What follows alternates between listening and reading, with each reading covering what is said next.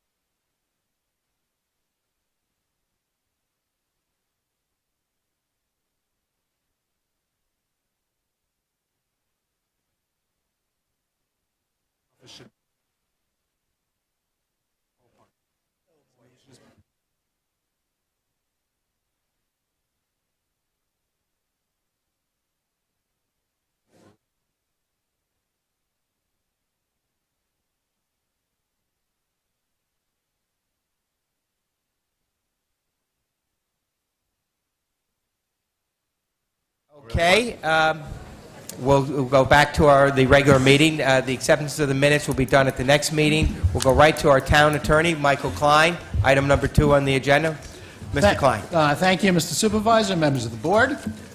The first resolution, 2A1, approves the request of the Suffern Volunteer Hose Company number 1 to utilize the town's property at 20 Torn Valley Road on April 21st and April 28th for a bacon shoot. Withers? Moved by Deputy Supervisor Withers, second by Councilwoman Logan. All those in favor say aye. Opposed, carries unanimously. 2A2 is a resolution which actually amends a prior resolution that the town adopted in 2009. That resolution and the amendments which we will adopt shortly are all designed to assure the health of the Lafayette Theater. We have with us tonight Mr. Nelson Page, who has been the operator of that theater for some time, and this resolution will involve the town as an exhibitor with various movie companies to facilitate the ongoing use of popular first-run movies at the Lafayette Theater. Thank you. I'll have a mover and a second, then I'll ask Mr. Page to come up and address this as well. Moved by Councilman Deputy Supervisor Withers, second by Councilwoman Logan. On that question, I'd like to ask Mr. Page to come up and would like to say on behalf of the town board and everybody in the town, Nelson, that you do an incredible job, you and the Ben Moshe family. The Ben Moshe family, by purchasing the Lafayette Theater in Suffern that was going to be torn up, and then you to bring it back into its full glory. I know it was voted as one of the 10 best theaters in the United States, so it's a great thing to have in our community.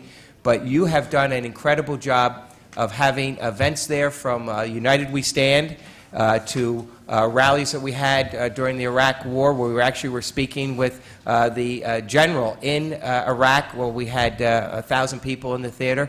The spring and fall classics that we have that are free to our senior citizens, and especially the It's a Wonderful Life, where we have over 1,200 people there. I grew up in Suffern and went to that theater my whole life, and you have just brought it back the most incredible way. All new gold leaf on the ceiling. Everything about the theater is just so wonderful. It wouldn't have happened without your work.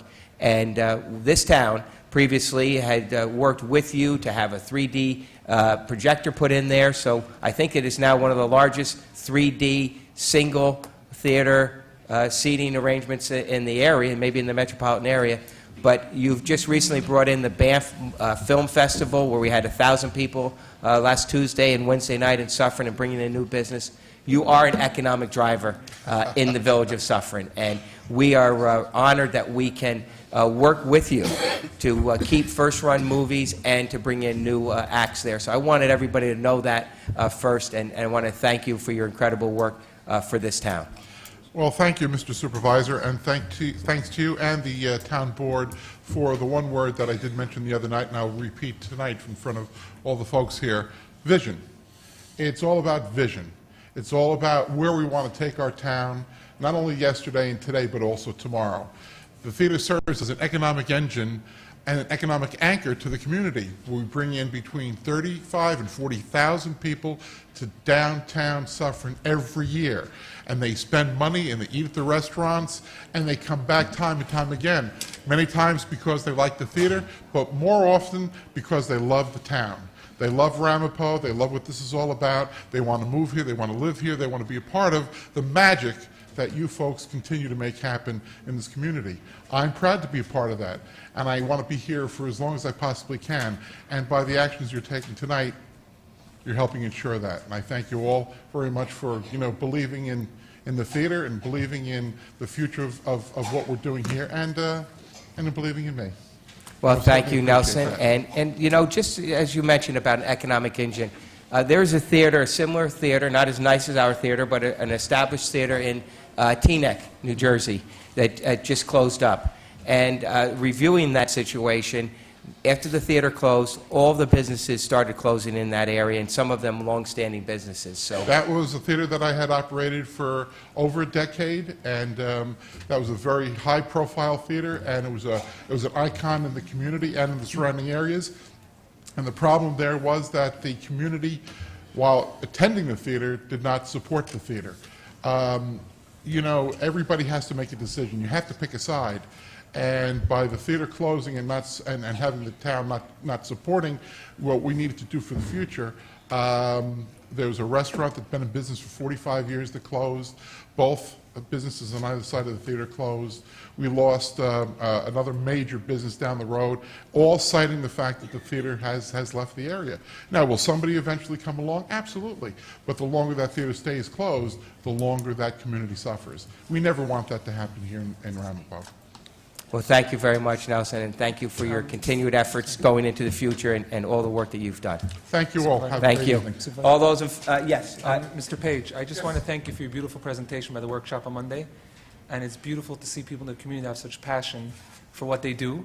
I know it's not a big moneymaker, and to have a passion in not just what you do, but in revitalizing the community and helping the businesses nearby. So thank you. Thank you very much. Thank you. With that being said, all those in favor say aye. Aye. Opposed, carries unanimously. Thank you, Nelson. Okay, Mr. Klein. The town assessor, Mr. Shedler, has been cooperating with the Rockland County District Attorney's Office in rooting out errors and fraud in the state STAR exemption system. As a consequence of those efforts, we have received a proposal from two companies, Thomson Reuters and TMA/LN Risk Solutions, who have volunteered to do up to 1,000 searches with regard to that STAR program. This resolution accepts that offer for that gratuitous effort on behalf of the District Attorney's Office and for the town. Moved by? Withers. Deputy Supervisor Withers, second by Councilwoman Logan. I would just like to commend our District Attorney Tom Zugaby and our Town Assessor Scott Shedler for the work that's been done in this town and the other 4 towns. The STAR program is a program of about $2.7 billion run by the state of New York. It's a relief program for people on their property taxes. And when people take the STAR exemption here and take the homestead exemption in Florida, or they live somewhere else and they continue to take a STAR exemption, it is theft. And so today is March, today's today, Pat? 13th. Today's March 13th.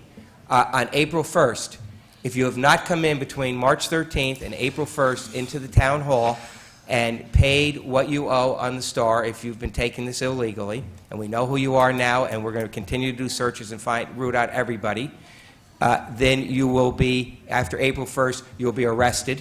The penalties are 2 1/3 years to 7 years in prison, and you'll have to pay everything back. If you come in on the amnesty program, you have to pay everything back as well, but you won't be arrested. The level that we found in the county is probably going to go well into the millions of dollars that people are taking these STAR exemptions. If someone is taking a STAR exemption illegally, that means they're pushing the taxes back onto all the other homeowners who are doing things correctly. So we have identified this. I commend the district attorney. The governor, have spoken with the governor. We're asking for recertification for everybody in the STAR program so that people will understand this. it's very possible that people could be getting the star exemption and not realize it. We understand that, but they still need to come in and to make restitution.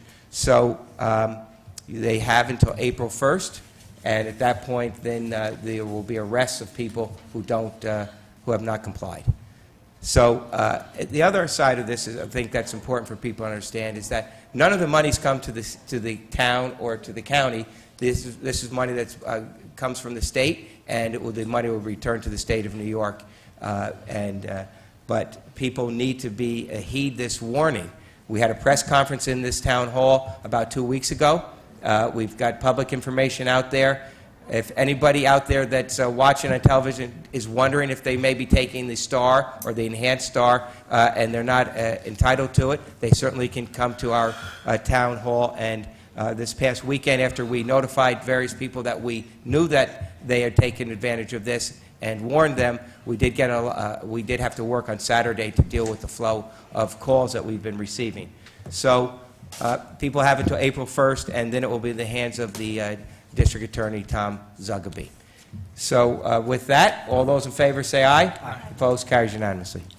Michael? To be in the agenda is a resolution authorizing the settlement of a claim brought by Jacob Mann in the sum of $3,093. This is the result of damage to his vehicle, which was caused by a town employee. Moved by Councilwoman Logan, seconded by Councilman Friedman. All those in favor say aye. Opposed? Carries unanimously. The next resolution is one which the board considers periodically. This authorizes the commencement in the Ramapo Justice Court of actions to recover monies paid by insurance companies to town residents when those checks should have been turned over to the town and its ambulance corps. Moved by Councilwoman Logan, seconded by Withers? Deputy Supervisor Withers. I just have to make a comment. I'm not going to make comments on every item tonight, but I just have to make a comment on this. We have 6 ambulance corps in the town of Ramapo. When someone is hurt, I remember the late Dr. Lippy said, if you're ever going to get in an accident, the best place to be would be in Ramapo. Every time that there's a call, it comes through our police desk. We get over 60,000 calls a year. But when there's a call for somebody that needs an ambulance, we send an ambulance and we send a paramedic. And they're paid paramedics. We pay for those paramedics. We pay for the ambulance corps. And what happens then is we fill out either an ALS or a BLS form and put it in to get reimbursement to pay to our ambulance corps. Some people have insurance that pays them directly. When they get a check directly to them, they need to turn that over to the ambulance corps. And a lot of people do that. Some people don't. We've found situations where some people were using this and monthly almost, using the ambulance corps and getting a check for $650 from their insurance company for the ambulance service and keeping it. So we instituted this program about 5 years ago. We have recouped well over $500,000 that now is going back, rightfully so, to our ambulance corps. And we do this by just notifying people and telling them, you need to turn that over, and most times people do. If they don't turn it over, then we go to court and we demand the money be turned over to whichever ambulance corps provided that service. So this is a list. This is the final point here. This is for people that haven't kind of seen the light yet and haven't turned the money over, so now we go after them in court. Okay, we have a mover and a second. All those in favor say aye. Aye. Opposed? Carries unanimously. As part of the West Maple Avenue sidewalk and road improvement project, the town utilized a portion of a private owner's property. We settled a claim with that owner, but the prior resolution misidentified the name of the owner. This resolution corrects that mistake. Moved by Councilwoman Logan, second by Councilman Ullman. All those in favor say aye. Aye. Opposed? Carries unanimously. 2E on the agenda authorizes that disciplinary charges be brought against a town employee. Moved by? Withers? Moved by Deputy Supervisor Withers, seconded by? Councilwoman Logan. All those in favor say aye. Opposed? Carries unanimously. The next 2 resolutions are similar in that they're enacted or to be enacted pursuant to the State Environmental Quality Review Act. The first of these, 2F1, involves a petition by Temple Bethel and Viola Gardens LLC for an amendment to the zoning law. This resolution authorizes or declares the town to be lead agency under SECA for this proposal.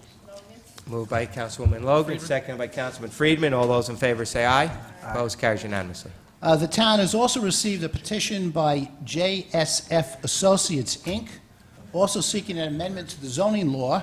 This is to establish a country inn use for the Tornbrook Farm property, which is historic, in western Ramapo. Again, the petition is pending before the board, has been referred to the planning board for its comments, and the resolution authorizes the town to declare itself as lead agency with regard to that proposal. Withers? Moved by Deputy Supervisor Withers, seconded by Councilwoman Logan. All those in favor say aye. Opposed, carries unanimously. Our insurance consultant has solicited proposals for property insurance coverage for the next year for the town.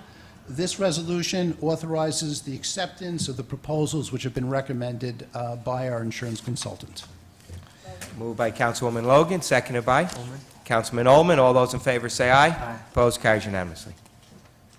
And finally, H on the agenda is the approval of an extension of a pilot agreement for Wilson Avenue Associates, which is affordable housing. Withers? Moved by Deputy Supervisor Withers, seconded by Councilwoman Logan. All those in favor say aye. Aye. Opposed, carries unanimously.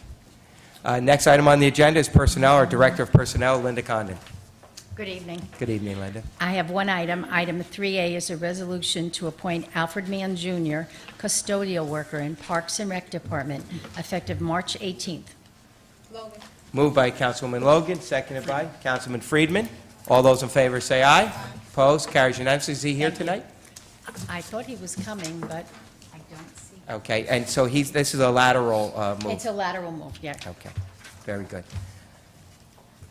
Next on the agenda is Finance, our Deputy Director of Finance, Nat Oberman. Thank you, Mr. Supervisor. 5A, amendment of the 2013 town budget, receipt of funds for underage drinking enforcement, $1,248.64. Withers? Moved by Deputy Supervisor Withers, second by Councilman Ullman. All those in favor say aye. Opposed, carries unanimously. 5A2, receipt of funds from the DWI overtime patrols, $2,205.32. Withers? Moved by Deputy Supervisor Withers, second by Councilwoman Logan. All those in favor say aye. Opposed, carries unanimously. Thank you. Thank you. Next is Purchasing, Director of Purchasing, Mona Montel. Thank you, Mr. Supervisor. Item 6A on the agenda is in reference to the declaration of vehicles and equipment for surplus. The board can note that I've added an attachment on the back which reiterates to you all of the surplus that I'll be getting rid of that we will be going out to bid to get rid of in the next few weeks. So I'm asking you to accept this list as it has been presented to you. Okay. Moved by Councilwoman Logan, seconded by Friedman. Councilman Friedman. I just want to recognize that there are a lot of some equipment. Later, we're going to have a bonding for 5 new snow plows that we're going out for a fleet of 40 snow plows. And several of those snow plows have been plowing snow in the town of Ramapo since 1972. And it's pretty amazing.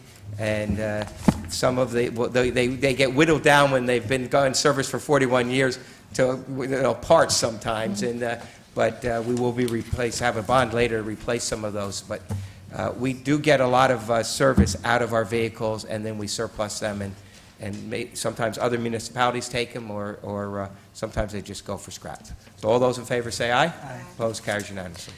Item 6B1 on the agenda is in reference to accepting the proposal for repainting of the gym lines. We're asking you to accept the proposal of Paul Surfacing Technologies as listed in your resolution. Moved by Councilman Ullman, seconded by Councilman Friedman. All those in favor say aye. Opposed, carries unanimously.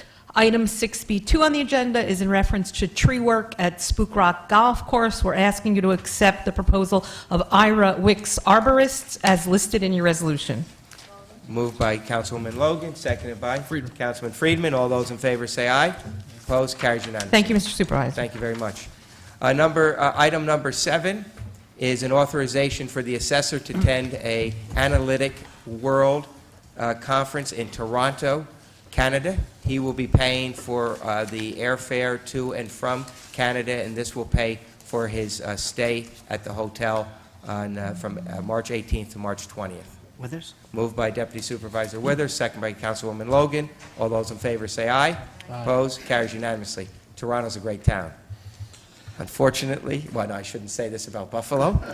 Buffalo's a great town as well.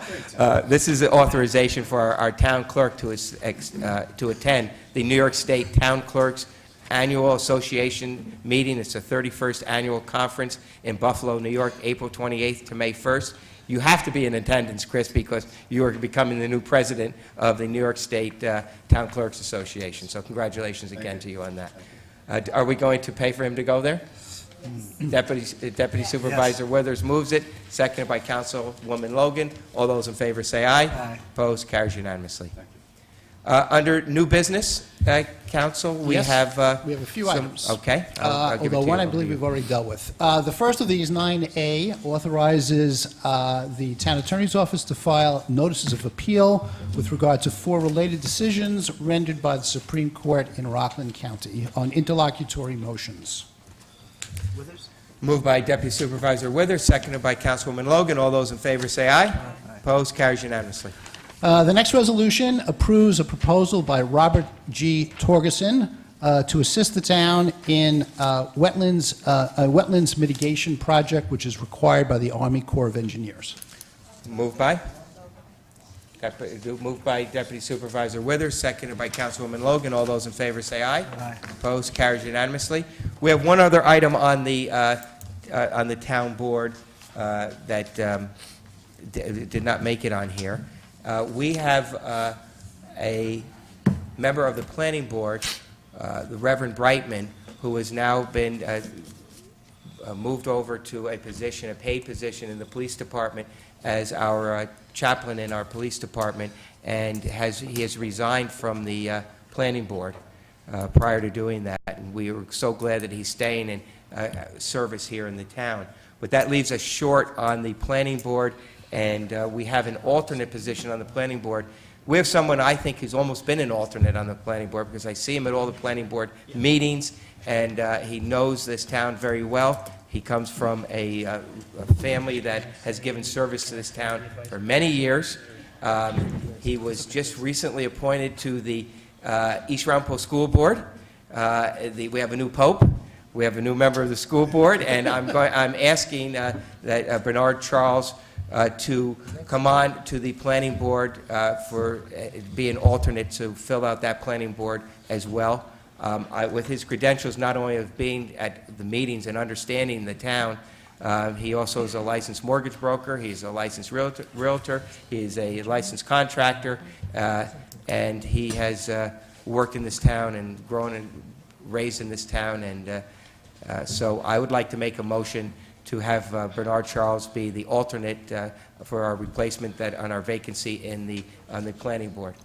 Seconded by Deputy Supervisor Withers. All those in favor say aye. Aye. We have 4 yes On votes. the advice of council, I will have to abstain from this vote. Advice of council. Oh, okay. I understand why. So we have a vote of, we also are going to have Brendel Logan, who is married to Mr. Charles, is going to abstain as well. Is that Recently also on married advice to- of council? So it is a 3-0 vote with 2 abstentions for Mr. Charles to be on the planning board. Congratulations. And I know the planning board can be contentious at times. The East Ramapo School Board has been way too contentious. We all need to heed the advice of the new pope and walk together. And I think that you are going to be a force on that East Ramapo School Board that can change the rhetoric and continue to concentrate on giving the access to opportunity for the kids in the East Ramapo School District. So I want to thank you for taking on both of those jobs. Both of those jobs bring a lot of heat, and you can stand up to that, and I commend you for that. And so thank you for your service. Come on up.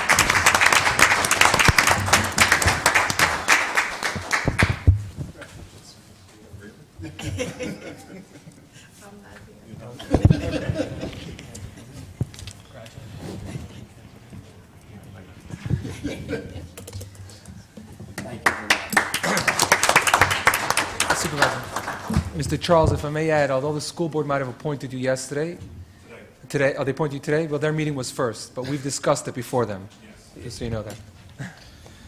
I know we have a lot of people here that want to speak to us on the Safe Gun Act, and we want to hear everything that they have to say. We are going to open it up now for anybody that wants to come up and speak. And I want you to know that this board believes in safe guns. We, as one of our first resolutions was to offer our lands for a ham shoot, which we do all the time. We have a great police shooting range up on top of the landfill, which we open up free to all the other police departments. We believe that there should be, I believe in the Second Amendment and the right for people to bear arms. I think most people on this board, I think everybody on this board does. The SAFE Act, I think, has some things that need to be changed. I've already addressed some of this with members in the Senate and the Assembly, and I want to hear what people have to say, and we will take everything that you say back and put it into legislation. I'm sure some people will say they don't want the whole legislation to go, and we'll pass that along as well and forward everything that people say to our representatives as well. So we are going to waive we have usually a 3-minute rule. We're going to waive the 3-minute rule, so if any one individual in the group wants to speak for longer on behalf of anybody else, they can. And so anybody that wants to speak, just raise your hand. We ask you to just come up, state your name, your address to the clerk, and then you will have the floor. And we're being televised on TV, so you can speak directly to the camera. And so just come right up. Sure. Robert Romanowski. 82. It's Robert Romanowski, 183 Maple Avenue, Muncie. At the last town board meeting, this board passed a resolution supporting Governor Cuomo and the SAFE Act. The SAFE Act was passed by misguided politicians. It was done in the middle of the night. They didn't have time to read the bill, and the governor said that there was a message of necessity, which I don't agree with. Where was the message of necessity? Why wasn't more time taken to read and vote on this bill and take a comment from the public? All this bill did was affect hardworking, tax-paying residents of New York State who bear arms in a legal and honest way. It just makes it harder for the citizens to defend themselves from criminal attack while not addressing the criminals who are the real problem.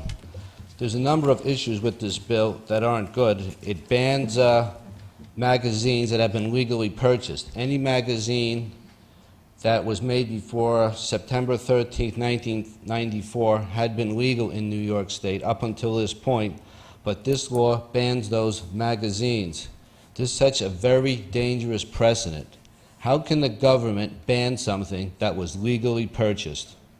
If this item can be banned, what item will be banned next? Also, with ammunition, it prevents consumers from being able to shop on the internet and get the best price on a legal commodity. If the state of New York wanted to do something to make the state safer, one of the things they should have looked in is to why we have such a medicated society. We have people that are, even before they're in their teens and later on, being placed on psychiatric medications. This was not done in the past, and why is it doing now? What really needs to be looked at as to why the drug industry, why the doctors are doing this. I spoke to a couple people in the drug industry, and they say it's the drug manufacturers, that they have all different kind of perks and plans to the doctors that give them money, goods, and vacations for prescribing their medications. Another thing that wasn't addressed is the criminals themselves. One of the things that the SAFE Act did was made it a felony to attack, any kind of attack on a first responder. But that did not address the real problem, as we had a situation in Rochester, New York, where a man by the name of William Spangler shot at 2 first responders. If you wanted to pass a law, which no one has mentioned, is why was this guy out of jail in the first place? In 1980, he killed his 92-year-old grandmother with a hammer. What in the world was this guy doing out of jail to commit this crime? It's not the gun that committed the crime, it was this individual.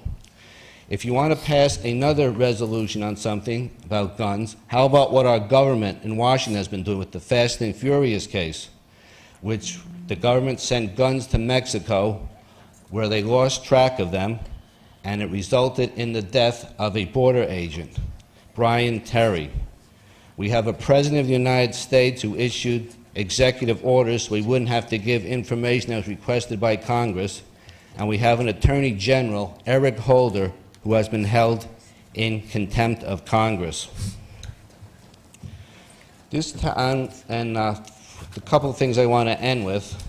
First of all, with this town resolution, Article 4, Section 4 of the New York State Civil Rights Law provides a well-regulated militia being necessary to the security of a free state, the right of the people to bear arms cannot be infringed. As a resident of the town, this board represents me and other people in the town. Before you passed this resolution, why didn't you ask the town residents for their opinion? To end today, I want to say that Resolution 2013-96, and as being a Town of Ramapo resident, does not in any way express any of my views on this issue. Thank you. Thank you, Mr. Romanowski.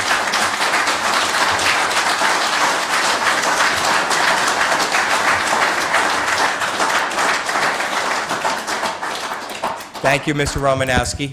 And who would like to speak next?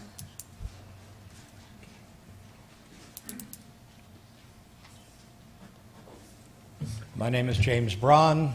I live at 20 Herrick Avenue. The entire premise behind the SAFE Act is fallacious. The concept that guns are the problem, they're not. Criminals are the problem.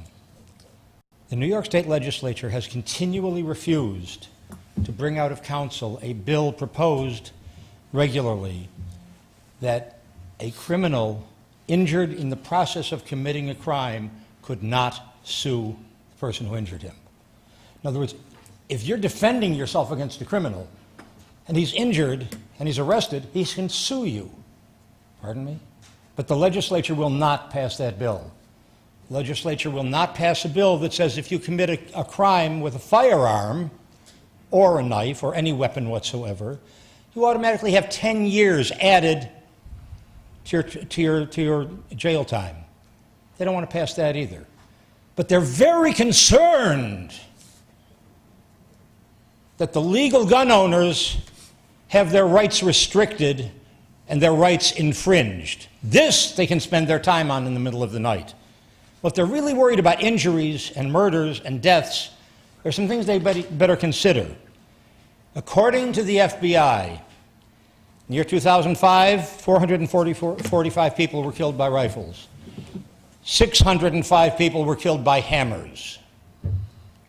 Year 2006, 438 people were killed by rifles. 618 people were killed by hammers.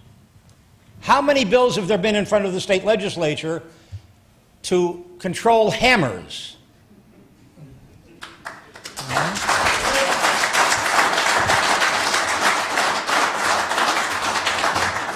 In the year 2011, there were 323 people killed by rifles.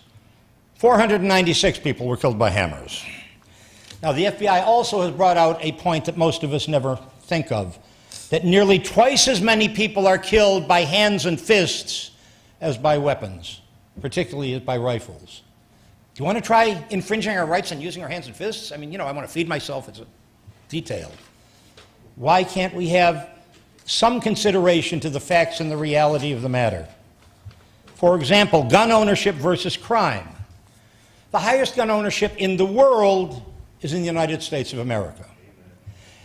The highest international homicide rate, and that's per 100 residents, the highest international homicide rate per 100,000 residents is 91.6 in Honduras, 69.2 in El Salvador, 56.9 in Côte d'Ivoire, 52.2 in Jamaica. That's numbers 1, 2, 3, and 4. Number 103 is the United States of America, where they're 4.8 per 100,000. So we're number one in gun ownership, and we're number 103 in gun killings. More than that, that well-known bastion of conservative legal thought, the Harvard Journal of Law and Public Policy, concluded after a recent study that there is a negative correlation between gun ownership and violent crime, which can be put one of two ways. Less guns equal more crime, more guns equal less crime. Now, can't take that into consideration when we're talking about guns and crime. No, can't do that. How about the famous Piers Morgan thing, there are so few murders in Britain? I wish that some of the gentlemen in blue were here now, and I would ask, is that the only crime that they have in Britain? Come on. Britain, according to the EU, is the most violent country in the European Union. But they have no guns. Citizens don't have guns. House break-ins, rapes, robberies, armed robberies are the highest they've ever been in Britain. You can't have a gun to defend yourself.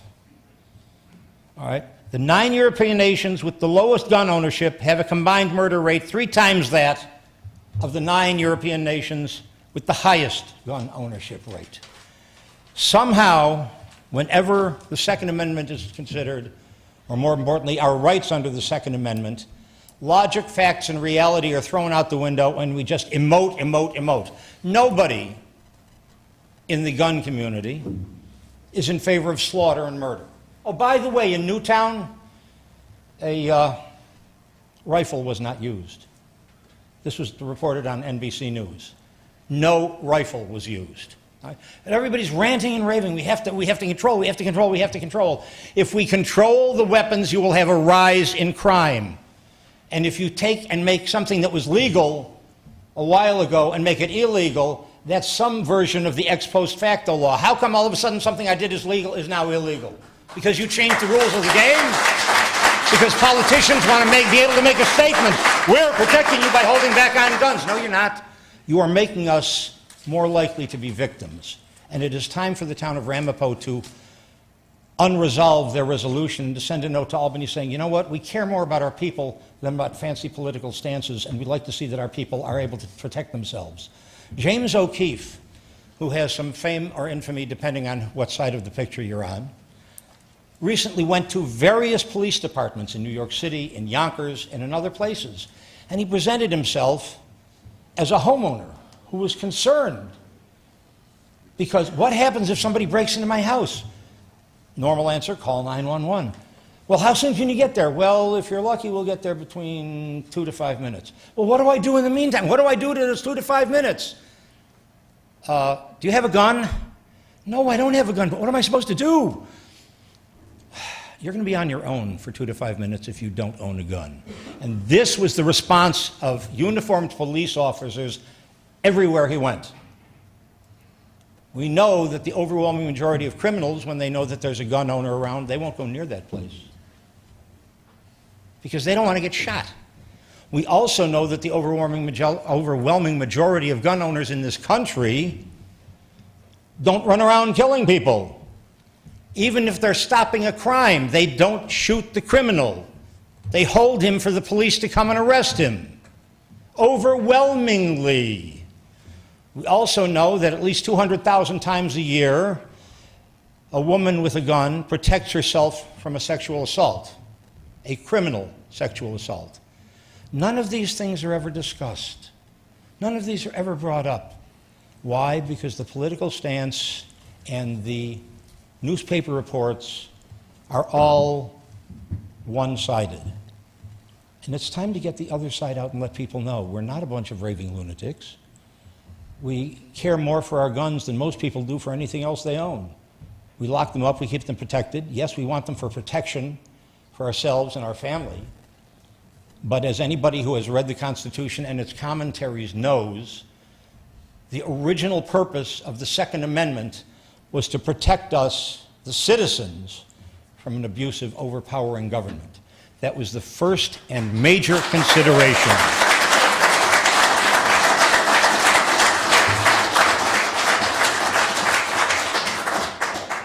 Given what is happening around here, that has some validity. Back in the year 2000, I'll stop shortly, I hope. Back in the year 2000, I was asked about my rather rabid patriotism. And I wrote a 2-page piece about it, about what Jews had gone through throughout the world, throughout history, how there are very few places where there isn't Jewish blood. And of course, one has to bring up the most recent events, the most horrendous crime in the history of mankind, after the guns were taken away from the citizens of the major country. But I pointed out that things are different here. This is America. And in an unalloyed act of magnanimity, the men who wrote the Constitution granted total religious freedom. And what scares me to death is, along with the Second Amendment being infringed, total religious freedom is being taken to the slaughterhouse as well. I would like the town council to reconsider their resolution. Thank you. Thank you, Mr. Brush.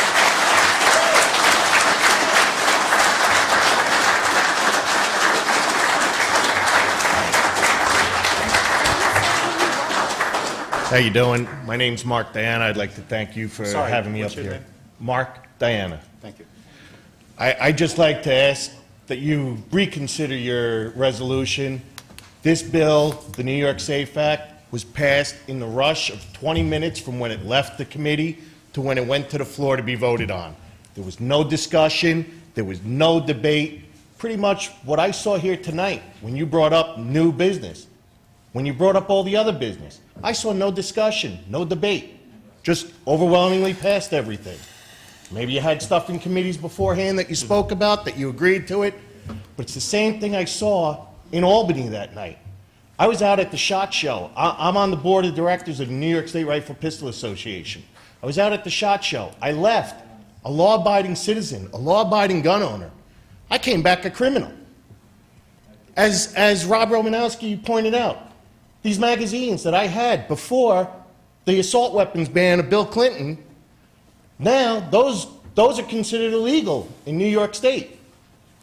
Ex post facto, as Nissim Brown brought up, that's a violation of the United States Constitution. I believe it's in Article 1, I believe Section 9 or 10. I haven't read the Constitution in a little while, but I believe it's Article 1, Section 9 or Section 10. I forget which.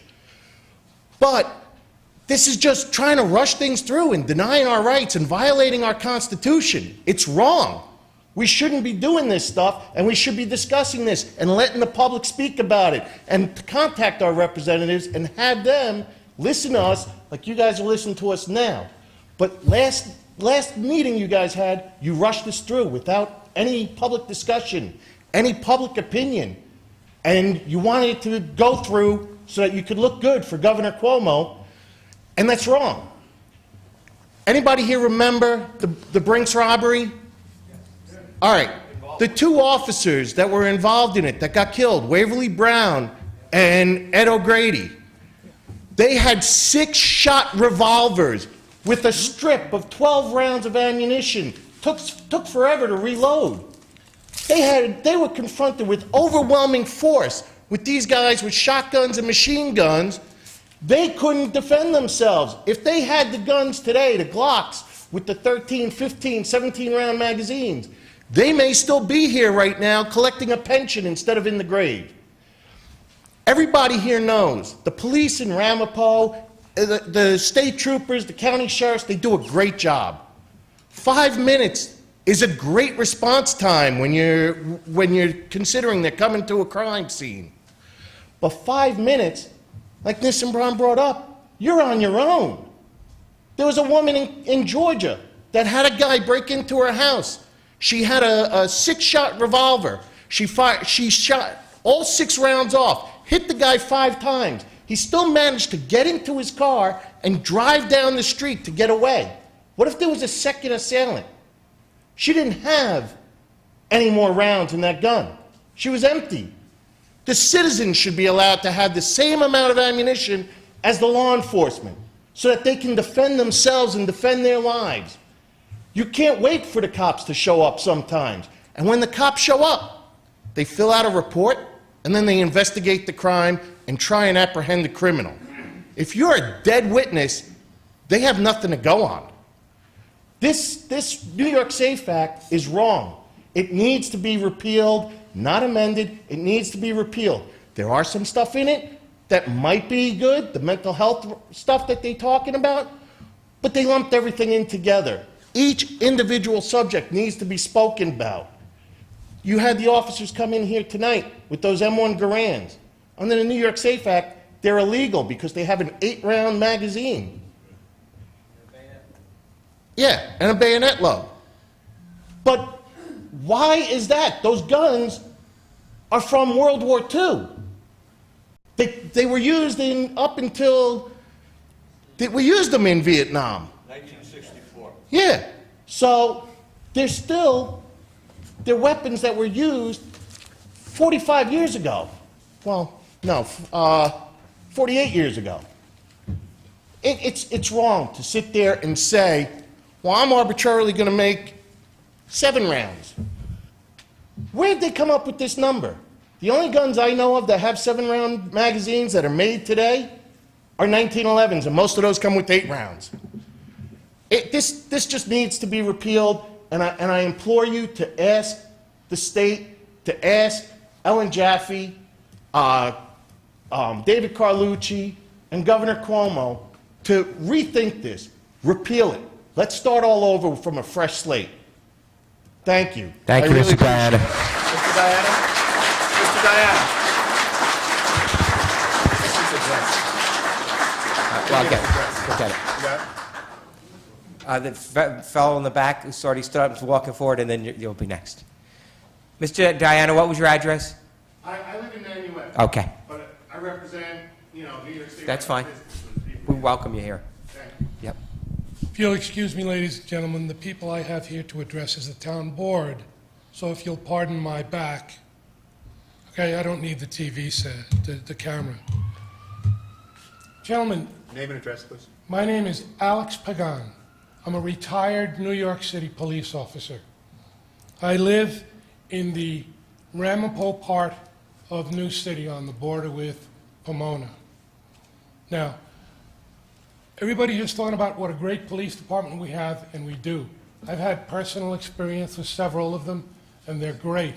They respond very quickly to everything that they're sent to do. And as they were talking about, 5 minutes is your average time. Many times it's longer if it's a busy night. If it's a busy place, like where I used to work, and somebody's saying, they're breaking into my house, please come and help me. Yes, ma'am, there'll be somebody there, what's your address? An hour later, a police car will show up to do some paperwork because it's too late to do anything. Okay? And we're talking about people who have loved ones. I'm sure every one of you gentlemen here have a loved one, have children whom you care about desperately. But when you promote, you think it's funny? Okay. You can laugh if you want out loud. I wasn't laughing. You would like to, though. Absolutely not. Okay? We're trying to find somebody that loves him, so go ahead. Okay. 238 years ago, some guys with flintlocks held off the finest army in the world at the time because that regiment of British regulars was moving in on the town to do what? To confiscate the weapons of the people of that town. They stood up to that regiment and drove them back. And they had the weapons of the day. They were armed the same way the British were, except no bayonet lugs on their flintlocks. But they held out and stopped them. Can't do that now. Men like this, who's sitting right here, like us, we're just like us, are the ones that did it. Okay? But if we'd had a SAFE Act in Lexington, Massachusetts, or in the colony of Massachusetts back then, what would we have been doing? Throwing rocks at them. And that's what the Second Amendment is about. The Second Amendment of the United States is created to protect the Constitution and all of the other amendments from politicians. All right?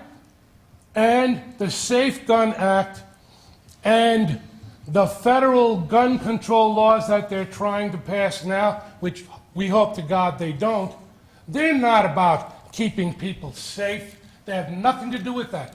It's about controlling the populace, controlling us. Okay? That's what it's about. That's what those things are about. Cuomo stood up there and making his speech and screaming, "How many bullets do you need to kill a deer?" I'm not interested in killing a deer, but I am interested in protecting my children and my grandchildren from a home invasion, which doesn't occur by one person anymore. Home invasions are conducted by 2, 3, 4 people who'll hit 2 or 3 or 4 apartments or rows of home at a time if they can, if they know there's not going to be enough police response. Now, if those people had weapons, it would be different. In Fort Hood, one crazy psychiatrist killed 13 people and wounded I don't know how many on a military base. And somebody would say, wait a minute, it's a military base. I mean, there's nobody there with a gun to protect them? Military bases among the most hardly controlled or stringently controlled areas of the United States. Nobody walks around carrying a weapon. Nobody has one. So he killed 13 people and wounded I don't know how many. And then we had the horror that just occurred in Newtown. Should there have been somebody there to protect those children and those 6 brave people who tried to protect those little ones? No, can't do that. We have gun-free zones where it's against the law to carry a weapon, where there are children, the ones who need protection more than anything else. Not even people with guns. Somebody who's coming in here to beat a kid up or slap him around or stab him. Okay? Would somebody with a gun be able to protect the children from somebody like that? Absolutely. But you can't do that in a gun-free zone. And now in New York, you can't do it for any number of reasons. And Cuomo did not sneak this law through the legislature to keep us safe.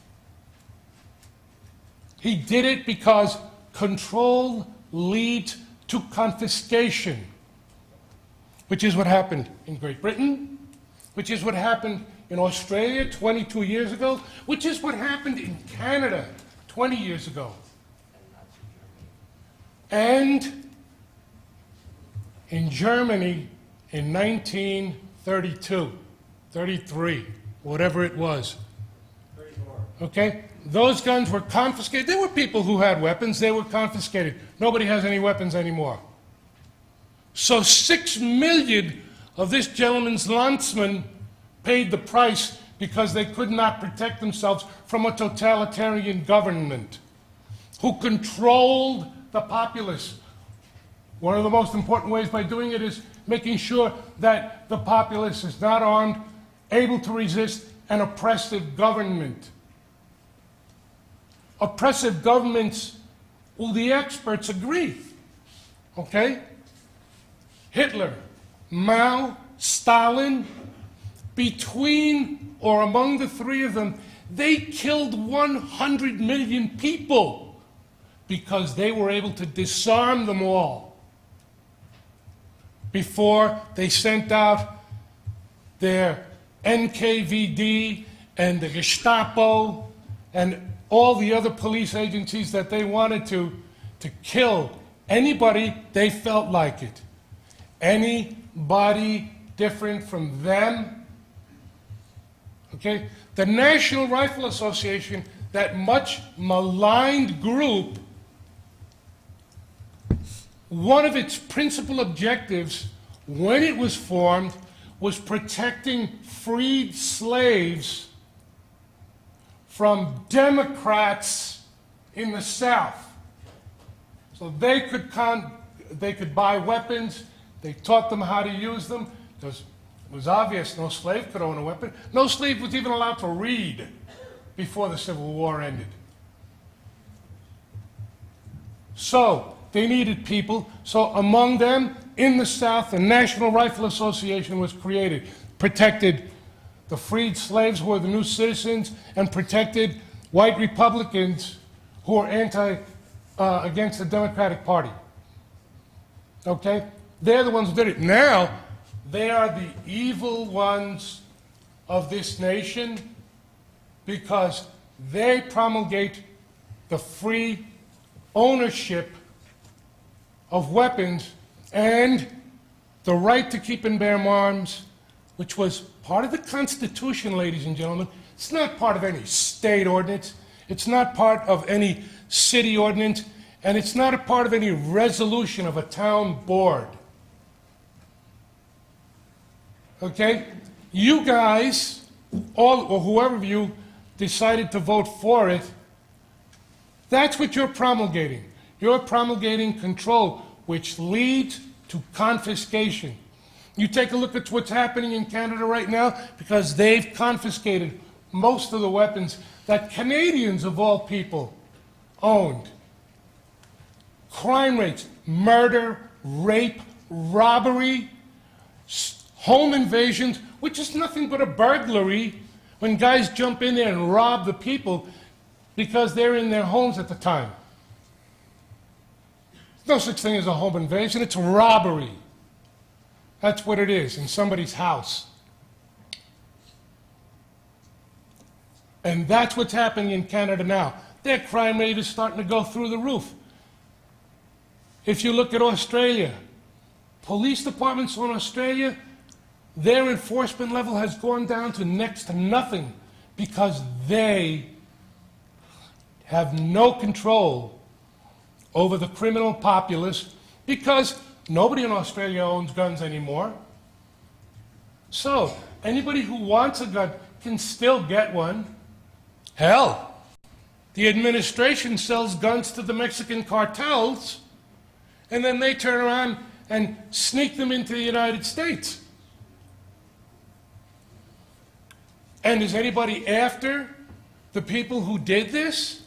Sure, there are a few people screaming and yelling, but nothing is happening because the politicians who control the federal government aren't allowing it to happen. And the same thing has happened in Albany. I was in the county chambers last month, along with many other people like myself,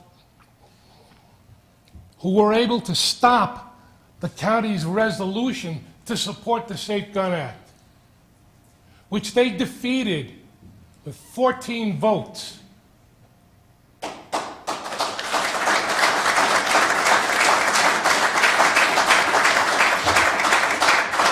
And then I went to Albany on February 28th, where despite what the Journal News and other mainstream media outlets who didn't publicize it at all because it meant that they would have to face up to not supporting people, there were 10,000 New Yorkers there, no matter what anybody says, because believe me, I'm a police officer. I know how to count crowds. And I counted the crowd in that plaza. There were 7,000 people there.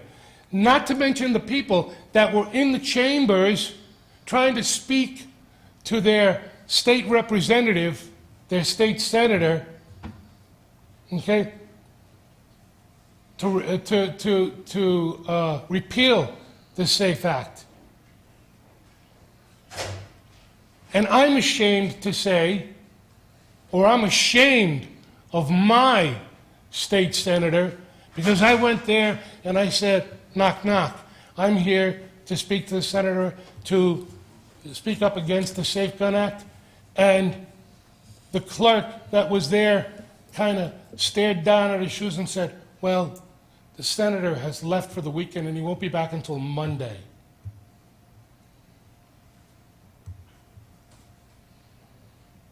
That's no way for people who are supposed to uphold the rights of the people who elected them to behave.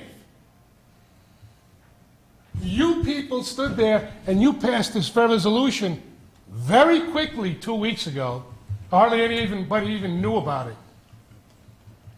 And do you think that this wasn't something worthy of inviting the public to attend and debate on? No.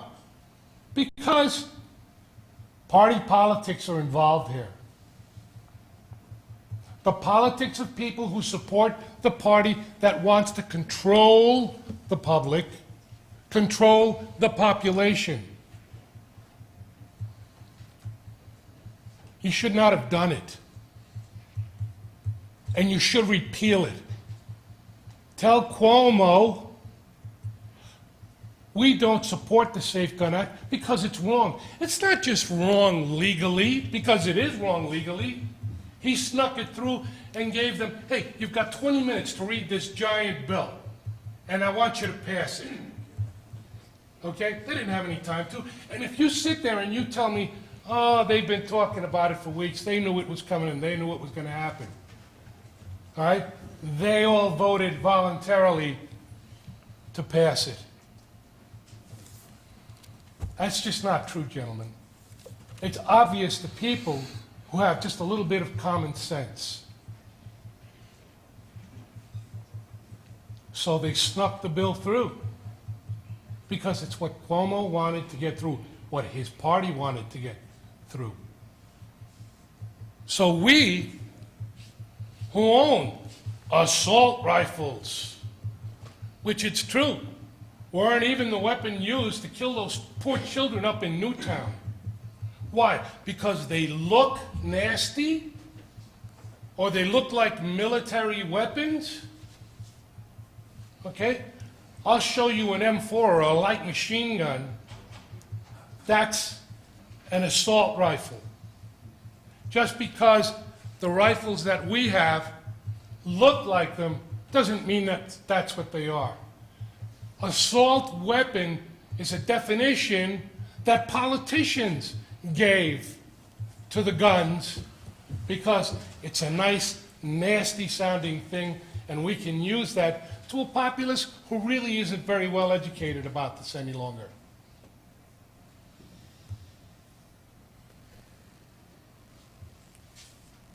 I'm sorry I got going here and I couldn't stop. No, it was very good. I apologize. It was very good. Thank you for your time. Thank you, Mr. Pagan, and thanks for your service as well. Thank you. Yes, sir.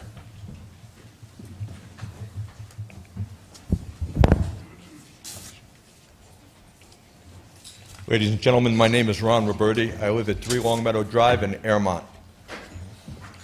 Mr. Supervisor, you opened up this meeting tonight by stating how proud you are that the town of Ramapo is one of the safest counties, towns in the United States. Well, unfortunately, I wasn't here for the last meeting, but from the gist of the conversation tonight, I think you effectively have taken the first step into turning this into Chicago.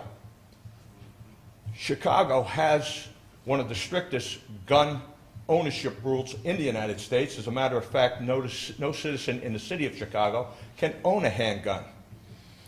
If anybody watches anything besides Channel 4, where they don't get that information, they would find out that the city of Chicago right now has the highest murder rate this year in 3 months in the whole United States. By legislating our right to carry or our right to bear arms and to protect our families and our homes. I also was a police officer for 21 years, city of Yonkers. Gentleman over there mentioned it before. I think the town of Ramapo has something like 120 officers, give or take. City of Yonkers has 800. I left there in 1989. The federal government mandated that we have almost 2,000 for a city that size. We got nowhere near it. I responded, son of Sam, and what he was planning to do was a lot worse. He was a criminal. He was also psychotic.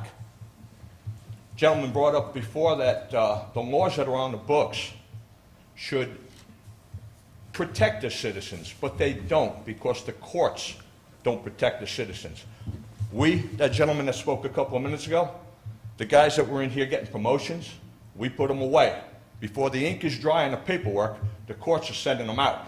Some gentleman brought up a 10-year mandatory on top of a sentence. Great way to start. Also, communication between our mental health facilities and law enforcement would be a great way to start.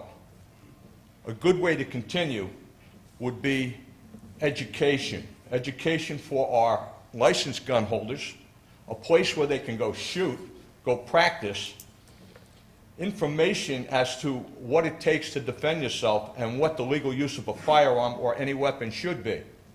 Gentleman also mentioned why was the 7-round magazine brought in. The reason why they picked 7 rounds is because anybody with any firearm intelligence would know there isn't a manufacturer that makes a 7-round clip. So consequently, anybody that has a weapon, even with a 10-round magazine, technically is illegal now, including our police officers, because that stipulation was conveniently left out in the rush to push the SAFE Act through. Our police officers right now that are carrying 15, 18 rounds in their SIGs or in their Glocks would be committing a crime if they used it, and the ACLU would be the first to jump all over that officer.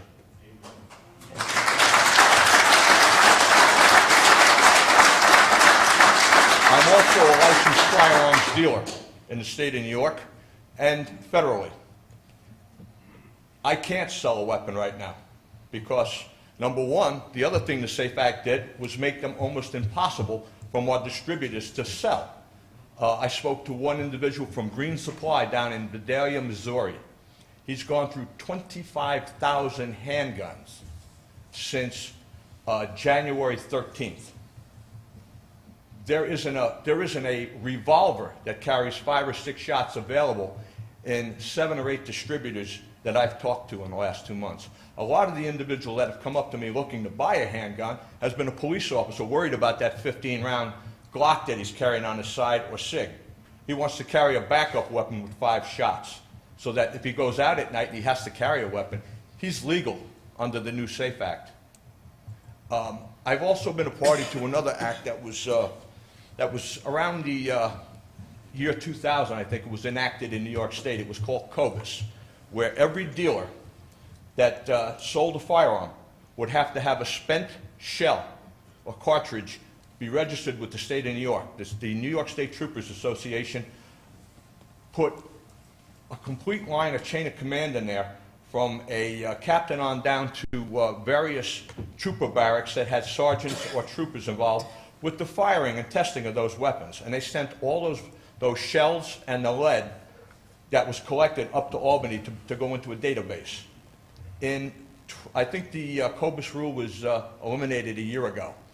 In the 11 years that it was enacted, the state of New York said that there were no weapons that was legally purchased ever used in the commission of a crime. In essence, what the state of New York did was spend a hell of a lot of taxpayer money for nothing because we don't have to have those weapons shot anymore. Well, that tells you something about the laws. If they're not thoroughly thought out, and I spoke when they were enacting that law also, I said that anybody who purchases a firearm and has the minimum intelligence to change a barrel, change an action, put a different hammer on the gun, conceivably changes the ballistics of that bullet, rendering that spent cartridge useless. If I buy a .45 tomorrow and I go shoot up at Camp Smith in a competition and I want an accurized barrel on my .45, I go buy it. A barrel is not considered a weapon. A frame is, but a barrel's not. So anybody here can purchase a barrel and change their barrel. You go shoot, that gun is absolutely rendered useless as far as COBIS is concerned. The federal government, when I first got my FFL, which was 1981, I was still a police officer at that time, we had to register ammunition. After about 5 years of registering ammunition, the federal government said it's useless because people can reload. Ammunition has changed. Scratches on a bullet, on ballistics, that changes with the barrel of the gun. And that ammunition can be used anywhere. There's another reason the 7-round magazine was selected. because since nobody makes it, they would effectively have to go elsewhere to either block it in order to be legal. There's only one gun manufacturer that I know of right now that makes a 7-round magazine, and somebody here can correct me if I'm wrong. I think it's a Walter PPK. Maximum 7 rounds. If you carry any American weapon today, sold in America, guns that are manufactured here, Smith & Wesson, Colt, Ruger, you got to beg, borrow, and steal to get a 10-round magazine. You're never going to get a 7 until they gear up their CNC machines to produce them. And what does that do? It makes it impossible for everybody who owns a gun to legally carry one. I went through a vetting process for my permit. My permit was issued out of the city of Yonkers in 1974. And why? I was a police officer then also. In order to afford to feed my family, I did security work on the side. My department wouldn't authorize me carrying a duty weapon working for a private corporation. So they gave me my permit inside of 2 weeks for me to continue to do my job. It's a shame that you gentlemen, lady, did not come before the people that put you here and for some feedback on this, because we wouldn't be in this position now. And like that gentleman there, I implore you to rethink your position. My house was broken into. If I didn't have a gun in that house, my wife would have been in danger. If you want to go back in the records, that was in 1976. If it wasn't for a neighbor that seen the car, my wife was in there by herself with my children, my child at the time. And they scared him away. My neighbor was broken into twice. Once while they were home, and once while she was away with her husband. And thankfully, I was able to get around to a police officer down there, but they didn't make the collar. I did. And why? Because I was able to carry my legal off-duty firearm also on my permit to protect myself and to safeguard the person that may or may not have been in that house. Everyone in this room is a potential citizen that will help the police officer. 108 men or 100 and... How many people are on the night shift tonight? I'm sure you have that information. Go down in Sector 1, where I live. We probably won't see them once on patrol. God forbid something happens down there. And let me not get into the Journal News, because I was outed in 2 counties. And for my carry permit issued out of Westchester, and my federal and my state dealer's license issued out of Rockland County. So my old address, which I obviously don't live in anymore because I've been in Rockland County since 1976, the person who lives in that house was put in danger. Me, thankfully I wasn't. But since the Brinks robbery, somebody else brought that up, I was involved with that also. I was on my way to work when that went down.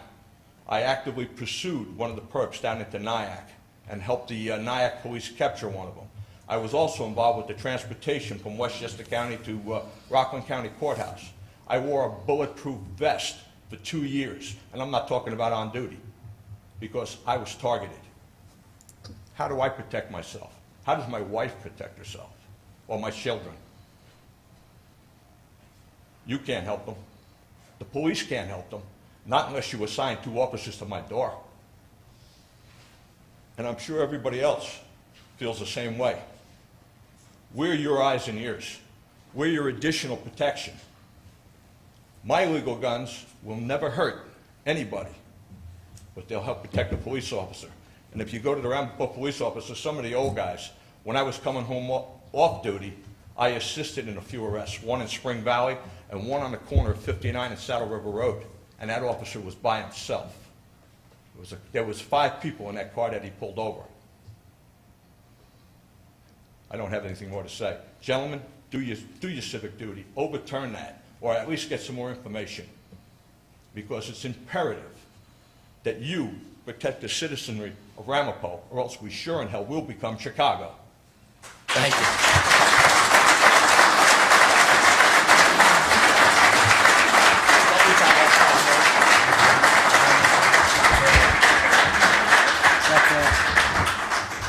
Thank you, Mr. Roberti. Thank you, Mr. Supervisor. If I may, my name is Stan Pasco from West Nyack. I am the president of the United Sportsmen's Association of Rockland County, Many people here know me. I am not going to reiterate any of the points that has happened today because basically everything that I wanted to speak about has been spoken about already. I am also, amongst other things in this county, I am the county rep for the New York State Conservation Council. I am on the State Fish and Wildlife Management Board. I am also the chairman of the Hudson Valley Friends of the NRA. So with that, I offer to you any assistance that I and the organizations that I represent, assistance in learning about the things that undoubtedly you're not sure of. So again, I offer you my assistance any way that I can, or the organizations. I am also the Master Hunter Ed instructor in this county for firearms and archery, as Mr. Sampson knows, because he took my course. You're even advertising my course outside in your lobby. So anything that I can do, and the organizations that I represent, I will be free for you. Thank you, Mr. Pasco.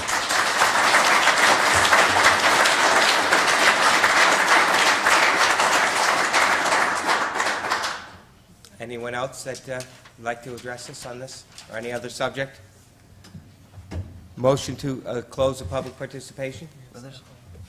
Moved by Deputy Supervisor Withers, second. Oh, did you want? Did you want to speak, sir? All right. Oh yeah, sure.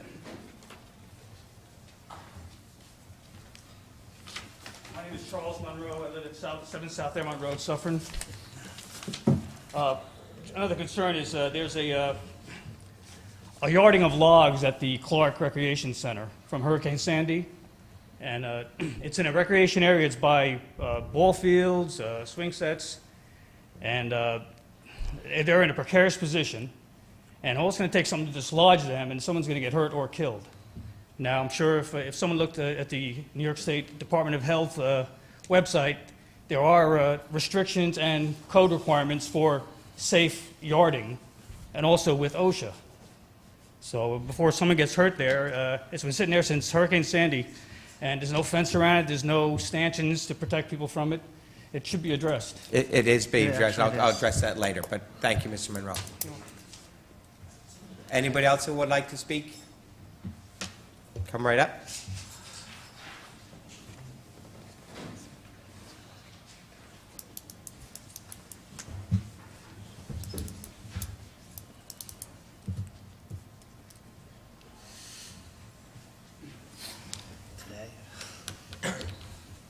Good evening, Mr. Supervisor, Board. Scott Goldman, 6 Cottage Lane, Suffern, New York. For once, I'll be very, very quick. We can start off with a very, very old saying that says, if you outlaw guns, only outlaws will have guns. It's a very important thing. There isn't a person in this room, including myself, that's a legal gun holder that will go out and purposely hurt anybody.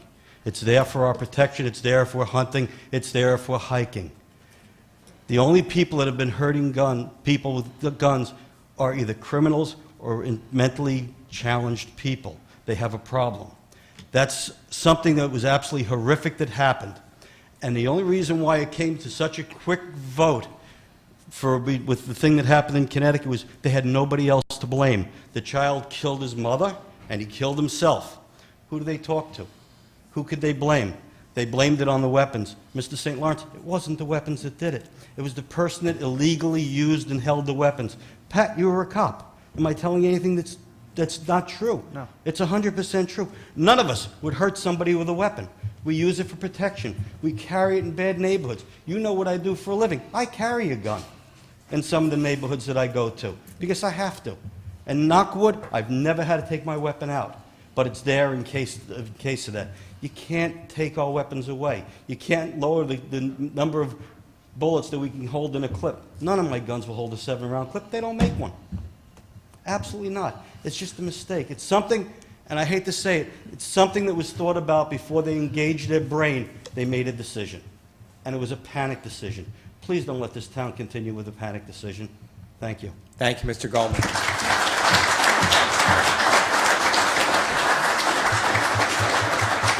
Anybody else who would like to speak before we close public participation?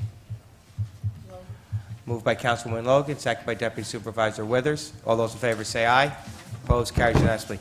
I want to thank everybody for coming, and I thought that people made great comments, great points. I take offense to any elected official who is going to turn someone off, as Mr. Bacan was when he went to Albany, and so I will let everyone here know that we'll take the record of this, and I will have it sent to every one of our legislators in the Assembly and in the Senate. And Mr. Pasco and Mr. Roberti as well spoke about education and things that we can do to educate us as well. Obviously, I don't agree that we're going to take the guns away from our police officers because they are carrying a clip that has more than 7. I was asked by a police officer, what are we going to do? You're going to carry your weapon, and we'll fight that. But the comments that were brought up tonight were good comments. To Mr. Diana, we have a workshop. We're on Monday nights, and then we have our meeting on Wednesday. And our workshops start sometimes at 6 o'clock and go to 11 o'clock at night, or 8 o'clock and go into the wee hours of the morning. And we go over each item. It's open to the public. People from the public come. Robert Romanowski comes to almost all of our workshops as well. And we hash out these things. And I welcome anybody that spoke tonight or anybody else who wants to continue to hash this out as well to come and speak to us. We will never not listen to what people have to say. And to educate us. I'm just speaking for myself now, and to educate us to any portion of the bill. I know some people want to repeal it. Some people say there may have some good qualities, whether it's on the mental health or different things. And I'm here to be educated on it. And we will continue to reach out to everyone on that education. That's how I feel about it. And we will, as I said, pass this along to our legislators. So, Mr. Pagan, at least you can know your comments, which I thought were passionate, on the mark. I thought the same thing with Mr. Braun and as well, and Mr. Roberti, and actually all the speakers, I thought, made very good points. And the quality of the statements off the cuff, maybe obviously there are things you've thought about and talked about before, but I thought the quality of the comments was outstanding, and the cases that were made were very good. And I think that whether it is a repeal of the SAFE Act or whether it is a changing or a modification, or it's somehow distilling it down to an act that would make more sense, is part of the sausage making that turns it into laws. And I think that a lot of times laws that are passed quickly aren't always necessarily the best of laws. I do not, and I probably would speak for the people on this board, do not believe in taking away guns from any of our citizens. And certainly it's a post facto taking away of guns, and the comments that were made tonight were very good comments, and we will continue to have a discussion on this. We'll have it at our next workshop, and we'll continue to see what actions we will take. I got it loud and clear what actions that people in this room want us to take, and we will take all of that under consideration, and I'll leave it at that now. Deputy Supervisor Withers. I want to echo what the supervisor says. Like Scott Goldman did say, I am a former police officer. I want you to all know that we all did listen. We take it to heart what you did say. It did not go in deaf ears. In 1997, I was in a shootout, 183 in Grand Avenue in the Bronx. My wife is working as a sergeant right now in the village of Suffern. We did hear that most of you said there are some good causes in that, and we should work together. I promise you that we will, the supervisor give his word, that we will work this together and see if we come to common solutions. It did not go in deaf ears, Mr. Diana. It might give the illusion that we just rush through things in here, but I could assure you, sir, that I spend many hours away from my family just as much, working out in executive sessions and working out some of these items that we can. So I do apologize that it gives the illusion that we went through some of these things and went through them, but I can assure you that it's not the case. I will assure you as a former police officer that we will work through this with the supervisor and work with you and members that have volunteered to work with us in understanding it. It will not go on deaf ears, and we do appreciate everything that you did say tonight. I promise you that it will not go on deaf ears. Thank you. Any other comments, or do we let it go at that? Okay. Any other comments? You have an announcement, Councilwoman Logan. Thank you, Mr. Supervisor. I just wanted to remind everyone that we have free mulch available at the town of Ramapo's Provident Bank Park. It is untreated root mulch, and I'll say that again, untreated. It's available for pickup by the town residents. These were the trees that we got from Hurricane Sandy. Provident Bank Park, for those of you who have not attended any of the ball field games, I'll give you the address, which is Fireman's Memorial Drive off Route 45 in Pomona. That was starting Tuesday the 12th, Monday through Sunday from 9 a.m. until dusk. So please, if you can, if you need it, come and get it, because it won't be there that long. It's only while supplies last.